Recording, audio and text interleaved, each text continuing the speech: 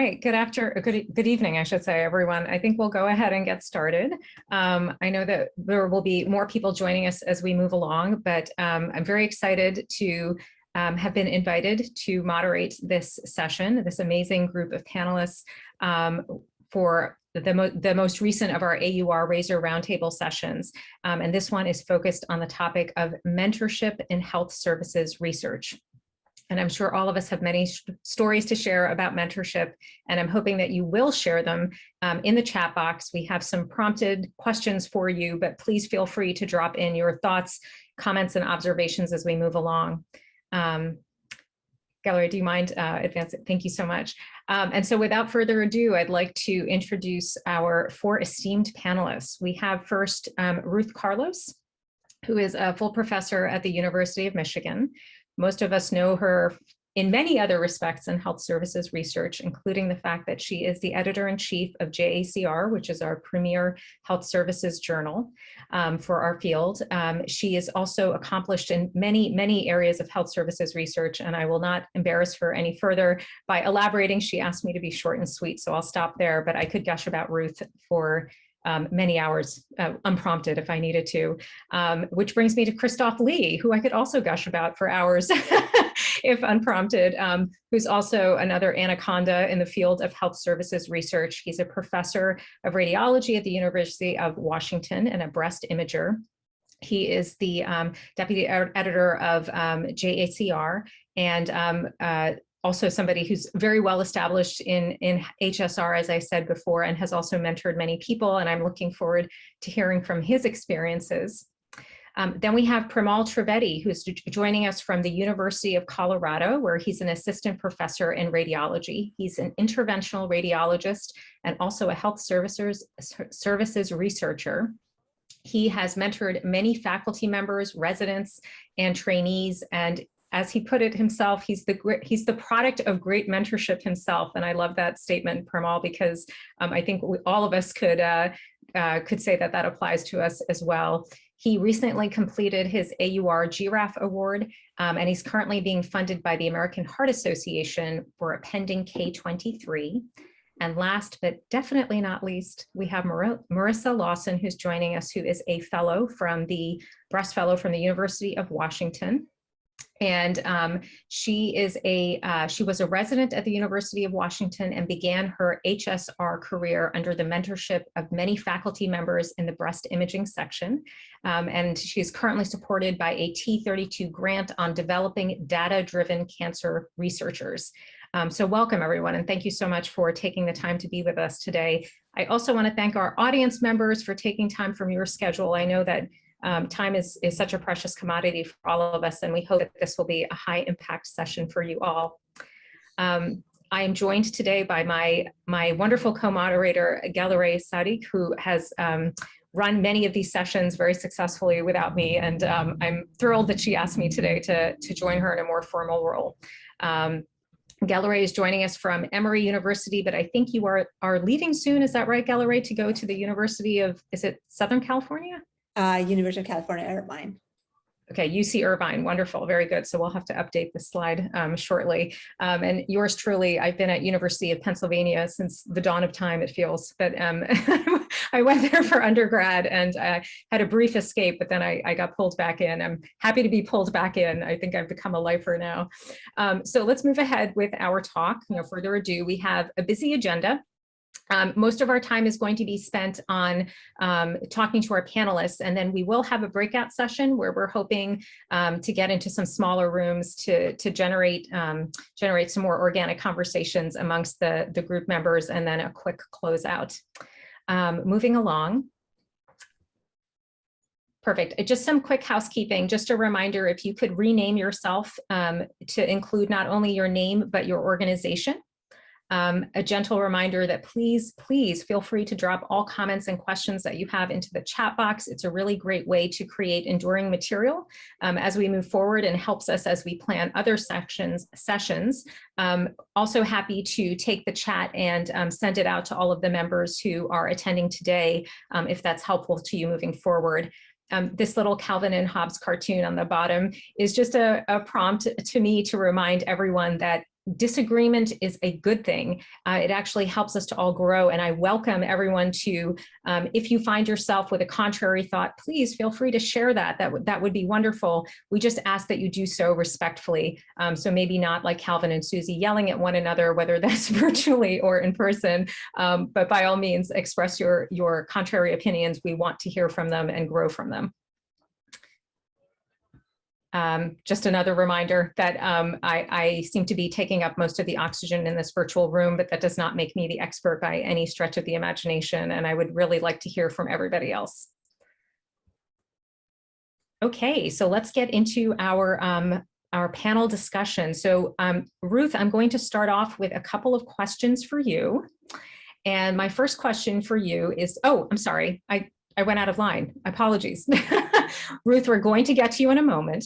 But the first question for everyone who's on the call, whether you're a panelist or an audience member, very curious to hear, if you had to give one nugget of information, your best piece of advice about mentorship, and this could be mentorship in HSR, or it could be just for research in general.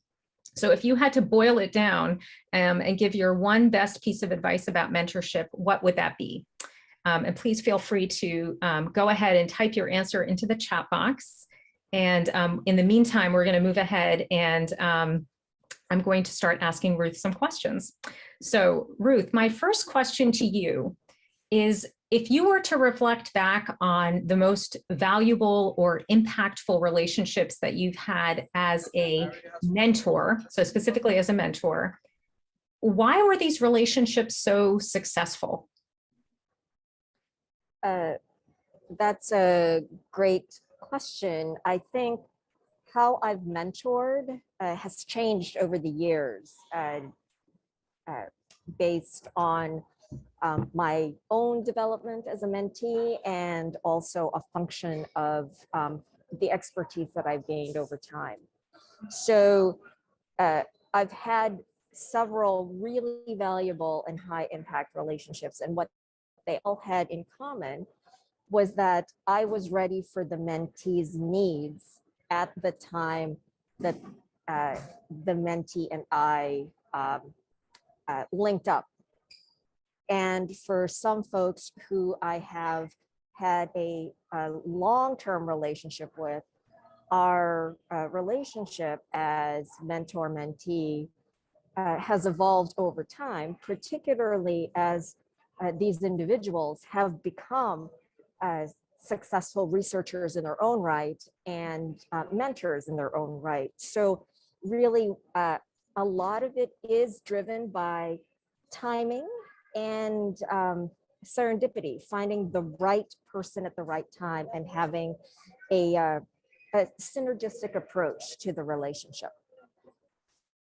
Yeah, thank you for that, Ruth. And that answer certainly resonates with my own experiences as well, that it's there's a certain X factor, I think, with having a really successful relationship. And it's almost, I don't know if this will be taken in the wrong way, and it's not meant to be that way, but it's almost like dating. There's some chemistry that has to be there between the mentor and the mentee, and you can't always predict that on paper based on a CV.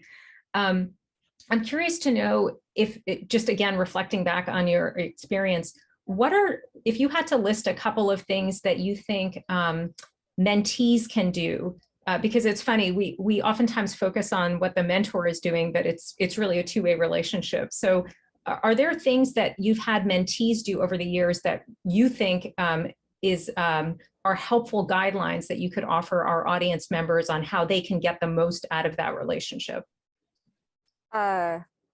First and foremost is that they have to be honest, not just with me, but with themselves. And mentoring relationships that didn't work were folks who tried to convince me that they wanted one thing when in fact their goals were different. Whether it was something that they told just me or really believed for themselves is a matter of debate. I do know of at least one faculty member who set their career back at least 3 years, maybe even 4, by not being honest about that they would like to have worked in. The other is logistical. Your mentor has a certain work style, you have a certain work style. It would be good to find someone with similar work styles, or to adapt how you communicate and work with a mentor based on their working style and their core strength as a mentor. So early in my career, I had two individuals. One was a big thinker, he's an ideas person, but he didn't really spend that much time critiquing my manuscripts. The other person was the ultimate detail-oriented person, but wasn't as expansive in generating ideas. So between two of them, I was able to get someone who was able to suggest ideas while also being able to get critical hands-on feedback on deliverables like papers and grant applications. Same for those who are starting out now. It's great when a mentee realizes that I skim emails, so they get right to the point. Other mentors like more detail. So being able to understand their working style will really contribute to at least the logistical success. Yeah, that's interesting. That just an unscripted quick question, if I can ask you, do you ever cap the number of mentees that you have? I mean, it's interesting. You're talking about getting different things from different, sort of like different personalities bring different things or aspects to the mentorship relationship. Do you, which would lead me to believe that you have many going on simultaneously. Do you ever cap that? I haven't had to so far, but yeah. I think part of that is understanding what each person needs, and then providing that. So for some individuals, I invest, they're essentially doing postdocs with me. So there's a lot of hands-on research mentorship, career advice, etc. There are others who want to work with me for a year or two because they're trying to buff their CV, get an introduction to research so that they can apply for residency. Those are also great because there are things that I would like to get off my plate that I'm happy to generate and then delegate to someone else. So there are ways to mentor across the spectrum of needs, including across a spectrum of training levels of sophistication. Okay, great. The next question I have for you is a little bit tongue-in-cheek, but have you ever had to break up with, have the talk with either a mentor or a mentee because the relationship wasn't working out? And hopefully you didn't put it on a Post-it note like Sex in the City. But if you could just elaborate on whether you've done that and also how you went about approaching that sensitive situation. I have had to have a relationship talk with a mentor because our relationship wasn't changing or maturing in a way that I had expected. And there were things that I definitely wanted that this mentor could provide. For example, contacts in the White House for some policy work that we were doing together. It took a while because I'm not sure this mentor actually was ready to hear it, but we are at an equilibrium at this moment.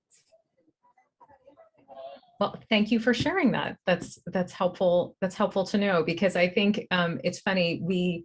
It's like peer learning. You want to focus on the success stories, but it's also important to acknowledge that there are times where you have to recognize that a relationship maybe isn't working, and that's okay. And then figuring out an approach for how to make that work, whether that's stepping away completely or, as you're saying, being more pointed about what you need from that individual.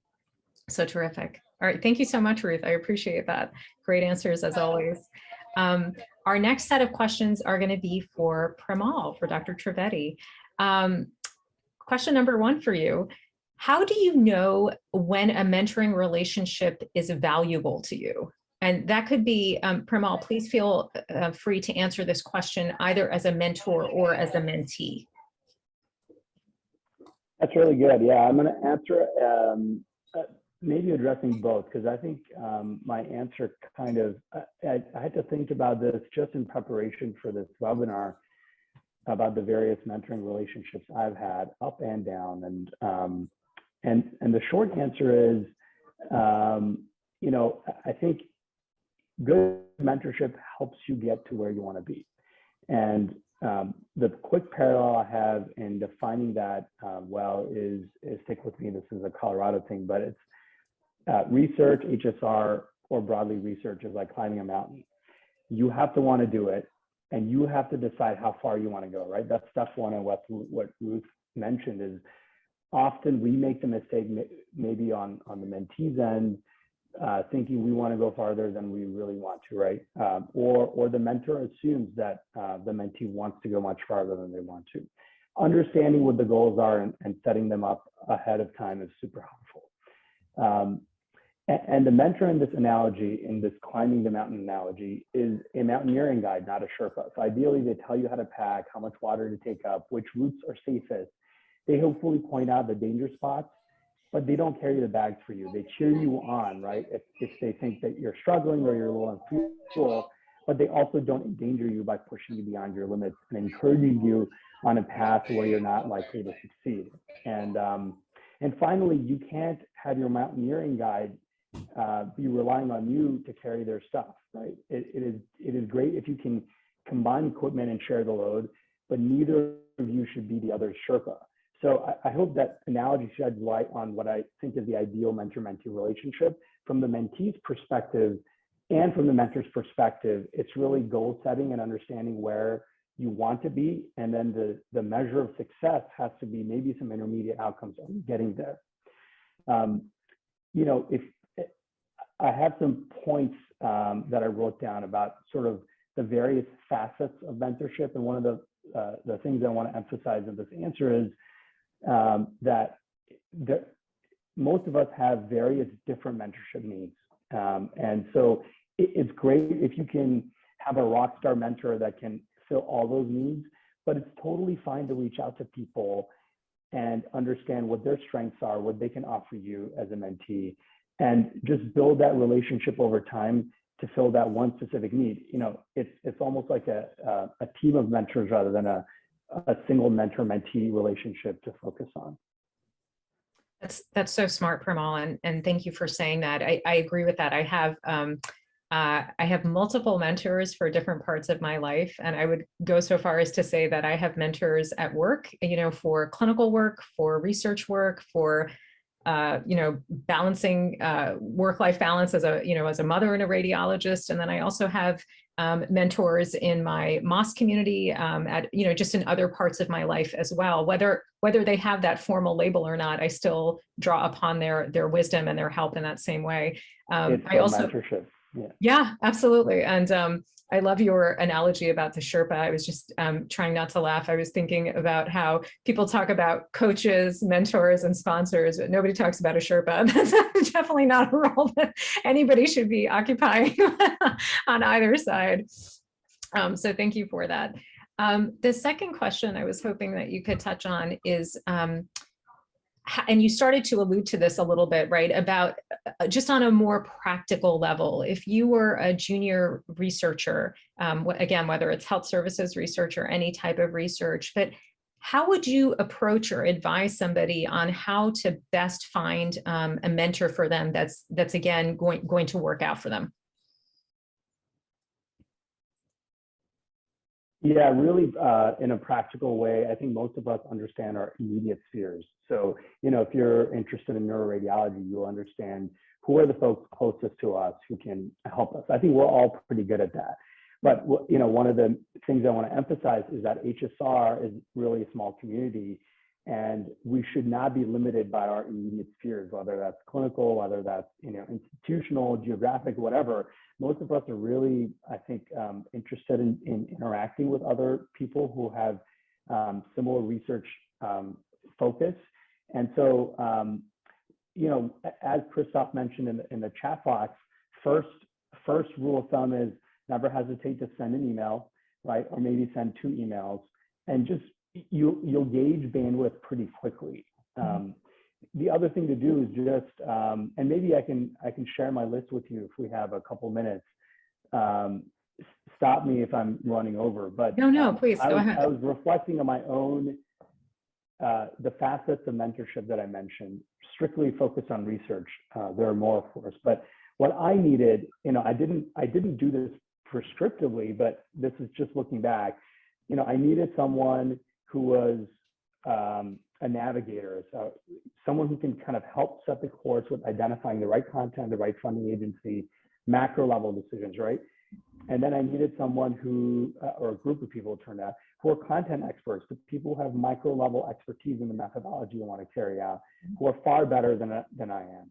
I needed someone with career development know-how, someone that can work from afar, see progress over time, and contextualize within larger milieu of radiology. I needed a sponsor who could open doors at the right time with the right people. And I needed a connector locally who could connect me with effective people who are able to get me the resources I need, and also, thought leaders. And these were all dimensions that needed to be filled. And it turned out I filled them with different people, and it happened over a period of time. If I'd done it smartly, I would have labeled these dimensions and then thought about who I needed to reach out to. But it's different for everybody. And so what I recommend at this point, with the advantage of reflection, is everybody, start with a needs assessment, start with self-knowledge, like where do you want to go? And then maybe spend just a few weeks, a few months, just figuring out who are the critical people who need to get you there, and then start reaching out. I think each person is best situated to figure out what their needs are. And generally, folks are happy to make a little bit of time for, for their peers who are interested in similar things. And it doesn't have to be within radiology, by the way. My primary mentor is in cardiology. Yeah, no, that's so great, Premal, and thank you for that follow-up at the end as well. One of my favorite mentors from very early in my career was an internist. She was from the Department of Internal Medicine, but again, very accomplished in HSR, but outside of radiology. And for me, in fact, that turned out to be a great benefit, because she would oftentimes lift me out of the myopia of my radiology world and say, that may be fascinating to a radiologist, but I'm just going to tell you as a physician, I don't think that's that, that question is actually not that interesting. And we had an open relationship, and I appreciated her candor. And I would say, okay, well then let's go back to the drawing board and figure out something that's really going to be meaningful to folks outside of radiology. Or I would say, that's great, but I still think this is important enough to people inside of radiology that we should ask the question. Still very helpful to have her as a sounding board. So thank you for that, Premal. That was really great. I think we have another question for the chat box now. I'll ask everybody to, we're touching on this question of value and mentorship. And if you think back to the most valuable or impactful relationship you had, and I know sometimes we think about positive impact, but in fact, I would say that sometimes if you have a bad experience, you can fail forward. I'm laughing because that's a JACR special issue that we did from about a year ago, but this idea of making lemonade, right? So even if you have an experience that's challenging or difficult, you can use it to learn forward and figure out what in fact would be better for you. So thinking back to the most valuable relationship you've had, how was it valuable or why? And then also, how did you both sustain that relationship? And I think that's something that's important to touch on as well, is that oftentimes as a junior mentee, you walk in and think, this is just going to be this amazing relationship I'm going to have with this mentor, and they're just going to lay everything out for me on a silver tray. And that's just not realistically how life works. And so it goes both ways. And so I see some answers coming in now to the chat box. I'm going to move ahead with asking Christoph some questions, and then I'm going to circle back to see some of these really great answers that folks have put in. Christoph, I'm going to start off with a more broad-based question for you before we drill down a little bit on the value again. If you could go back in time in your magic time machine that I'm providing to you to when you first started health services research, what is the one piece of advice that you would give yourself about, specifically about mentorship, looking back now?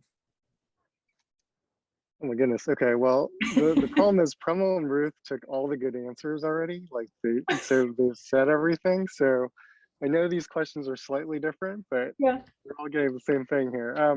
So if I had to go back in time, you know, my health services research career started out honestly right after college, and I didn't even know it, right? I took jobs out of college, worked for a few years, and I happened to work for a policy consulting firm for a couple of years.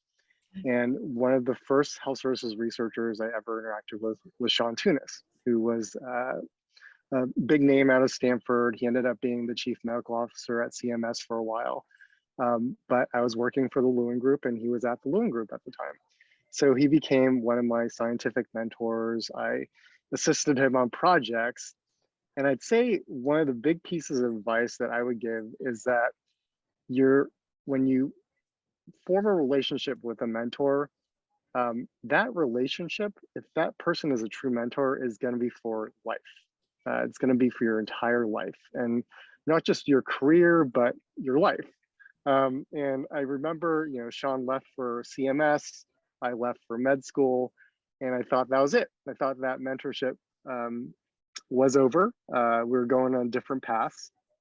And lo and behold, I decided to become a health services researcher after meeting several other mentors during medical school and residency, and ended up in radiology.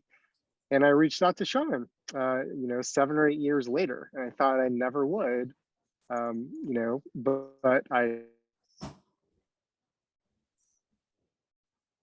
my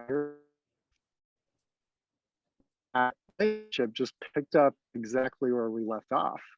And he mentored me through career decisions. He wrote a letter of recommendation for me. And so my piece of advice would be that realize that you're making a relationship for life. okay. And Christoph, I'm glad that you brought that up, because that is something I wanted to talk about, is cultivating and, you know, cultivating the sustainability of that relationship, right? Because it's an active process. It's an interesting story that you just shared about how years had gone by, 7 or 8 years, and then you reached out to Sean again, and you sort of picked up from where you had left off. And certainly that can happen. I guess what I'm asking is, I hear what you're saying about it being a lifelong process, and that does make sense to me. Are there things that mentees or mentors can do more actively to hold on to some of their favorite mentoring relationships? You know, I wasn't very good at this in the beginning, but I learned to just give updates and say hello, right? Just give a personal hello. And some of my mentees have been doing this much better than I did. Just reaching out after a year or two, if we haven't run into each other at meetings, and just giving a brief update by email and saying, hey, this is what's going on in my life. And just keeping the communication lines open. And I can't tell you how great it is as a mentor to get those emails and updates, because these are people I care about, people that, you know, we invested in this relationship in formative years. And it's so wonderful to hear what's going on in their lives and how they're doing. And I just kind of jump into that mode again as mentor and say, hey, you know, since you're doing this, I'd love to connect you with this person, or think about this possibility and opportunity. And that mentorship just picks up again, just naturally. Yeah, no, that's really wonderful. And I hear what you're saying. I remember being very surprised. This was a number of years ago, where a mentor had given me some advice, and then I sent a follow-up email a week later to give her the follow-up on the advice that she had given me, and she was so appreciative of that I had followed up to give her. It's not somebody I saw, you know, very frequently, and that's the first time that it sort of struck me what you're saying, Christoph, right? Is that it's as a mentee, I felt like, oh, she's so busy. She's such an important person. She doesn't necessarily want to hear from me, but I'll just give her this quick line just to let her know what happened. And the response that I got was so different, right? It was this really welcoming, like, thank you for letting me know that that did or did not work, and for taking the time to reach out. It definitely stayed with me and reinforced that idea of the reciprocity of that relationship. Yep. So that's No, really cool. it's such a big win as a mentor to hear that a mentee is doing well and being successful. Yeah. And I remember, you know, Howie Foreman was another one of my mentors and my thesis advisor in med school. And I just remember, like, at each step, whether it was me getting into residency or getting a giraffe or something, and I would let him know, he'd be like, that's so awesome, you know, and he took pride in that victory. And he honestly, at one point, just said that, you know, this is a win for me as a mentor, Yeah. to have you be so successful in this stage of your career or whatever. So we take a lot of pride in the mentorship we provide, and we want to hear about the successes from our mentees. Great, thank you. I have one follow-up question for you, and I'm going a little bit. I see that we have two live participants with us. I know this is being recorded, so others can watch it later, but we're going to go a little bit. I'm enjoying this conversation with the panelists so much that I just want to let everybody know that we're going to stretch that out a little bit longer, just so that we can continue to draw some really great expertise from our panelists. Christoph, I'm going to go off script because you're prompting me to be a little bit innovative here. I don't want to give you the same questions over and over again. Sure. And you and I go back, so I can do this with you. I'm wondering, do you have a uniform approach towards mentorship, or do you vary it depending on the person that you're mentoring? And when I say that, I mean, like, do you have a formal like, do you set formal expectations with a mentor when they come through the door, saying, like, you know, this is what I promise to give to, or this is what I will try to bring to this relationship, and this is what I expect you to do in return? Or do you let things sort of evolve more organically? So I would say that every mentor,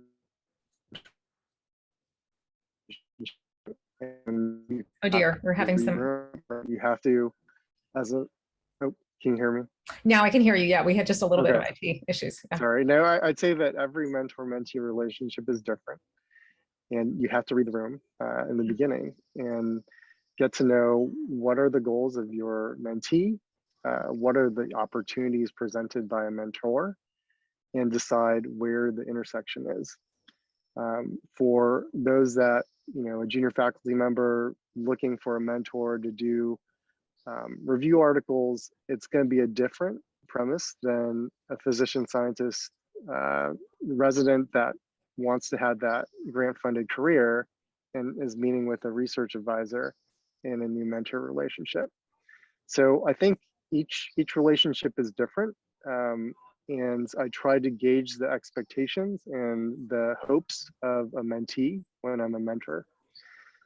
That said, I do set my expectations up front and try to be explicit based on the project at hand. So if we have certain deadlines we have to meet to produce a manuscript, to get it into a meeting or into a progress report for a grant, the timeline is very set and the expectations are very clear. And I think having expectations laid out explicitly at the beginning of any project by the mentor, and answering any questions the mentee has is extremely important.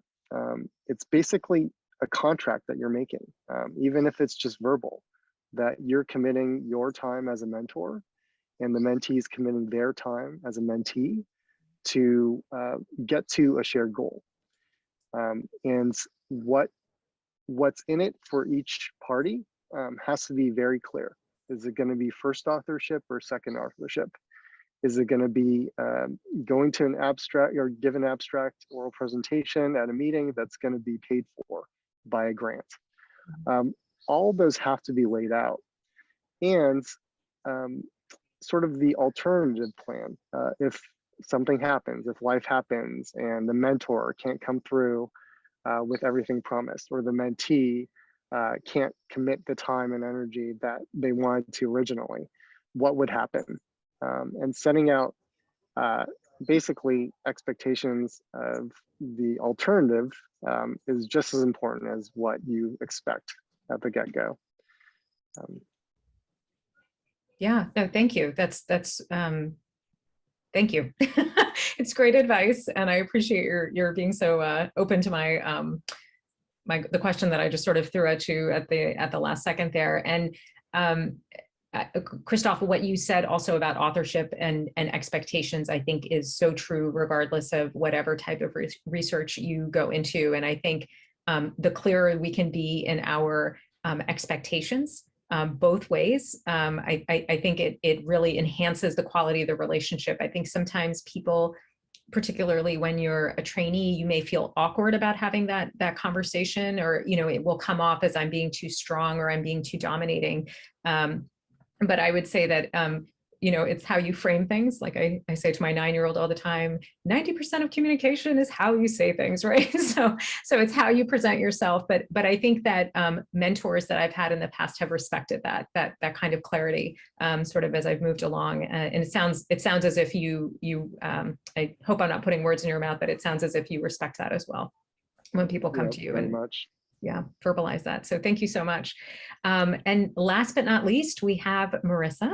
And Marissa, I have 2 questions for you. And so the first question I'll ask you, I know that you are currently a fellow at the University of Washington in women's imaging. And if I asked you to reflect back on the most successful relationship you've had, and this could be either as a mentor or as a mentee, I'm sure you have mentored many people over the years. But if you think back to that, how did you actively make that relationship successful, or what did you observe your mentor doing that made that relationship so successful for you?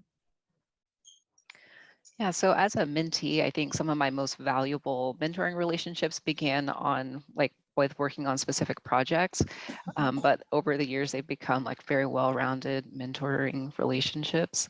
And I think we've been able to do that because just very early on, my mentors have took the time to understand what my career interest and goals are, and then they provided that guidance and have advocated on my behalf at some key moments during my training.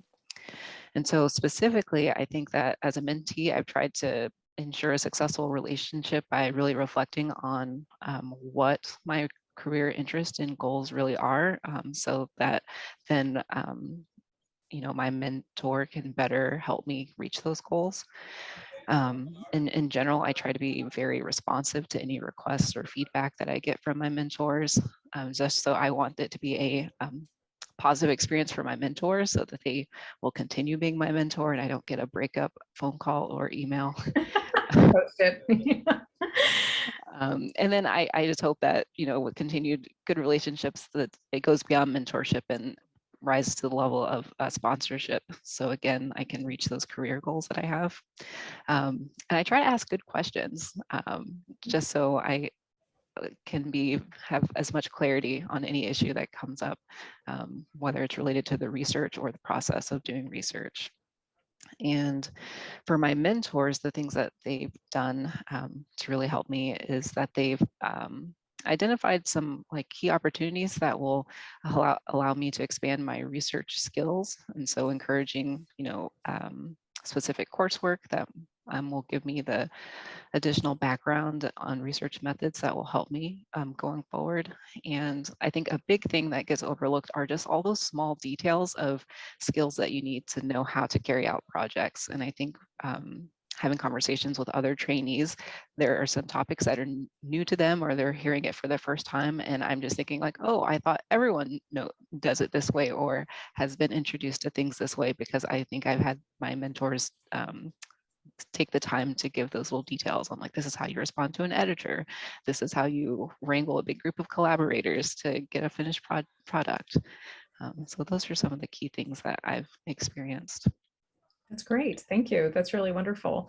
My next question, this is a recurring theme. We're going to return back to this idea of value and mentorship. And if you were to try to verbalize how do you know when a mentor, just speaking on, drawing on your personal experience, how do you know when a relationship is, a mentorship relationship is valuable or successful to you personally?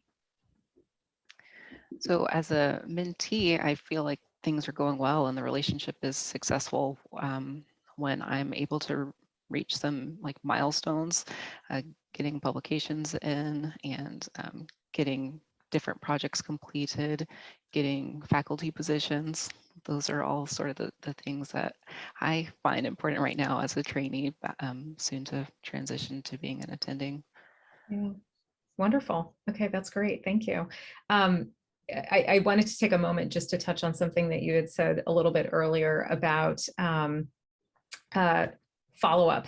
You alluded to as a mentee providing follow-up, right, to the tasks that your mentor goes over, and I think that's also something that is sometimes not articulated clearly to junior faculty or to trainees as they're starting out as part of the expectations, as Christoph said, of having that successful relationship, is that when you meet and you have a plan in place about what you're going to write up or what the deliverable is, then following through, right, and providing that you know, table, whatever the statistics table you were supposed to generate, or writing out the methodology section, or outlining some part of your grant, and then even sending that to your mentor ahead of time, just to let them know, that you're thinking about this and that you're working on it, and that the relationship is important to you, right? Which is why you're communicating that to them ahead of time. And so I imagine that's something that I apologize, Marissa, I guess I'm imposing my definition of value into your segment here, but that's part of how you know when a relationship is valuable, is that you want to provide that follow-up to your mentor as a mentee. And then as a mentor, when I see that people are making that effort, that I didn't have to send them a follow-up email, that they actually proactively reached out to me ahead of time and let me know before our meeting or just after a certain amount of time had gone by. That's also a really good feeling for me as well, because that's how I know that relationship is valuable to them. All right, it is 5:45, and I know that we've just had this really great, rich discussion. I don't think we need to go into a breakout room. I think we can probably just, I see Gelareh smiling in the background. I think we can probably just talk about these questions amongst ourselves. Before we dig into the questions, I know that there are two people who have joined us live. We love having you here, Eniola and Ichiro. Do either of you have any questions that you would like to ask our panelists? I see Ichiro smiling. No, not yet. Oh, that's okay. I just want to say, you know, it's a lot of great advice. You know, I'm on call, but so I am listening. It's good advice. You know, I'm kind of still a little earlier in my career, but you know, there's like a little co-mentorship amongst my peers, I guess. It's kind of like, you know, someone mentioned it's not always the senior people. Sometimes it's people at your level that are kind of, you know, you help each other out. That was a great point. A lot of good points. So I just wanted to say, you know, this was helpful, you know, as I continue my career. Hopefully I'll, you know, hang on to some of these nuggets of knowledge, I guess. Wonderful. Thanks so much, Ichiro. I appreciate that. Mad props for your multitasking. You have a better ability to multitask than I do. I think I'm the only woman who doesn't have that gene where I can multitask. I'm just not able to do it. I have to focus on one thing completely. Otherwise, my brain starts to short circuit. So as we're winding down here, though, I think I'll just open this question up again. So this is a little bit of a variation of a question that we've touched on all the panelists, but I don't know if I've asked specifically for people to list things that you think are going to be successful. And maybe what I'll do actually right now is jump down to the second question. And this is something I had asked Ruth, but I didn't ask any of the other panelists. How do you approach it how do you approach a relationship when you realize that the value is just not there for you, either as a mentor or as a mentee? And I know Ruth gave us her answer to that question, but I'd be curious to know what others think. I mean, there's no wrong or right way to do this, you know, but if nobody wants to answer, that's fine. I just thought I would throw it out there just to see what people say. Because again, everybody wants to talk about the kumbaya moments where everything is great, but the reality is not every mentorship relationship is going to work out. So Hannah, are you asking how do you break up? I am asking, how do you break up? Hopefully not. Can I ask you. a related question as well? Like in Yeah. times that you do have to break up with someone, is it related to not having clear expectations at the beginning of the relationship, or do you still experience this happening after you think that you've set out clear expectations and things just didn't go well? Are you asking me for a clarification, Marissa, of the question? Or just opening it up. Yeah, just opening it up and asking people's Can experiences. I address that actually? And maybe in part, I'll also address the original question by doing so. I'll tell you a little bit about my experience. I have a number of residents who reach out to me in August of every year. And it's great. I think August is a great month there's a lot of energy coming in, and usually that's super genuine. So I don't think, to answer your question, Marissa, I don't think it's about not setting expectations, because truly in August, everybody expects to be doing every clinical rotation and also completing 10 research projects. And what I've learned over time, and I haven't been doing this for very long, is just to actually hit the brakes intentionally in August and say, I just want to get to know you. Let's keep this up. Don't stop the conversation, but have a phone call, and then have a follow-up phone call scheduled with people who's obviously seem interested in another 2 weeks.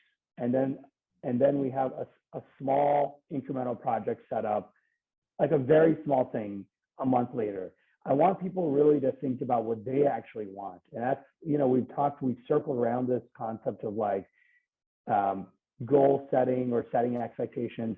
All of that really comes back to the mentee has to know what they want to get accomplished, and seriously how much bandwidth they have to do it in their own lives. And I think that becomes apparent over time. So in part, to answer your question, I think that things evolve, and often initially the energy can go a little farther than bandwidth.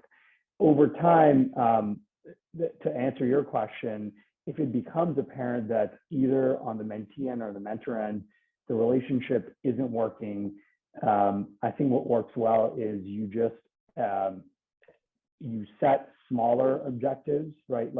You're not going for, this relationship is built to get to an R1.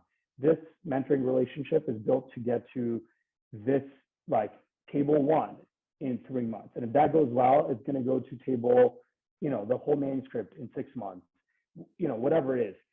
And if it's not getting to the next step, you deliver your part, but you just don't renew, right? Don't cancel, get to the next stage, and then just don't renew. Thank you, Premal. That's really helpful. I'm reflecting back. I had one relationship I remember where that comes to mind, where things didn't work out well with my mentor. And looking back, Marissa, I realized what happened is that I had been, I think the term grandfathered into it. One of my mentors left, and I was assigned another one of her coworkers as a mentor. And I thought, oh, this is somebody I've worked with before, terrific. And I took the same formula that had worked for the prior mentor and just applied it to the new mentor, thinking, they worked so well with this one person, it will just work equally. I don't even know if I verbalized that. Looking back now, I realize that's what happened. I don't think I ever did actually sit down and have a formal conversation about expectations with this person, but I'll tell you that relationship was spectacularly unsuccessful. Not in a bad way. He's a really good person. I still see him around, but it just, I couldn't do that. I couldn't just, it wasn't like a formula. I couldn't take, which is something that other panelists have described. You can't just have the same relationship work or the same formula work with different mentors. And looking back, I realized I should have myself perhaps, I should have had a more formal conversation early on about expectations and deliverables. And I also should have myself realized that because his temperament is different and his approach is different, that it was just going to be a different relationship. And I think if I had adjusted my expectations, it would have been, it might have actually been a very successful relationship, but it just didn't work out that way. So I don't know if that was helpful or not. One thing to add to what Marissa, I don't think it's only about setting expectations. Sometimes it's also malalignment in work styles. Yeah. Like some people want to deliver things earlier, some people are last minute. And for me personally, I mean, that's very, like, I mean, I have kids. I don't leave things for the last minutes because emergencies can happen. And if I end up working with someone that like 2 minutes, whatever, 10 minutes before deadline, want to deliver things to me. I mean, it depends on how important that person concept is. Obviously, if someone very important, then I deal with that. But I mean, if it's just like and I can replace that person with someone else that is a little bit more aligned with my work style, I think that's preferable in terms of not having burnout throughout your career. So, yeah, thank you, Gelareh. That is important, right? It's an evolving process, which has also come up throughout this call. Just that our relationships, even with the same people, with the same mentors and mentees, change over time. I also love this thread that's come up. I'm going rogue. I'm moving away from these questions a little bit, but I love this concept that's come up about co-mentorship or mentoring, receiving mentorship through your peers. Marissa, you had alluded to that, and then Achiro, I know that you also alluded to that as well. Marissa, can you speak a little bit more about that, about how you see that working well, and maybe where it doesn't work so well? So as part of my training, I do interact with some trainees from other disciplines in medicine. And so just through discussions with them, I think we're able to pick up and learn skills and just different ways of doing things because, you know, they have mentors that just do things differently. And so it's nice to be able to pick up, you know, just small things here and there that are different than things that you've been exposed to. So I think that's been helpful. But I guess I never really thought of it as co-mentoring, which is chatting about what do you do and what do I do. And, right. Yeah. Right. Yeah. And I guess that's the point. It doesn't have to have a formal label in order to be valuable to you, in order to help you. I've also heard the term reverse mentorship. I think actually, Ruth, you mentioned that a couple of months ago on a tweet. And I was, of course, as soon as I heard it, I knew what it meant. I just hadn't thought about it that way. And that's also, I like that concept because it also breaks down some walls, right, about how it has to be like a one-way process when the reality is it's not. And as soon as she said it, it felt intuitively right to me because I have learned so much from the people I have mentored over the years, whether I have formally acknowledged that or not. That's also, I think, one of the blessings and the values, the value of being a mentor. All right, it's 5:56. There's Gelareh, why don't we put up that one last question? Perfect. We won't even do it as a Mad Hatter. We'll just end on this note. I'll ask you all if you want to just take out or turn to the chat box one last time and just let us know what is the most valuable advice or insight about mentorship that you heard in today's session. And if you would prefer to just speak it, feel free to unmute yourself and share with us. Otherwise, you can always type it into the chat box.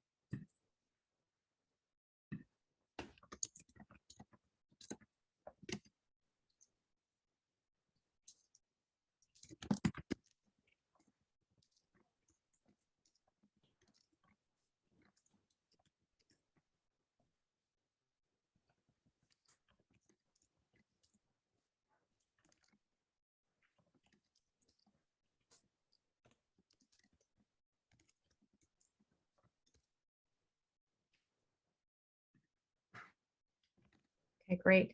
I'm still typing into the chat box, but I certainly don't need to I'm probably making a very serious face as I type in, but for those of you who would like to step away, I think that's completely fine right now. If you want to stay on and unmute yourself and talk, that's fine too. We still have a whopping 2 minutes left. But I just want to thank our panelists one last time for giving of your time and giving of yourselves and your experience so freely. I really appreciate it. I'm glad that we recorded this so that hopefully other people can listen as well. So thank you. Big round of applause. Thanks to our panelists and also to our audience members, including Ichiro, who is multitasking, which yes, exactly, which I really respect. So thanks everyone. Take care. Thank you, Hannah. Thanks, Gelareh.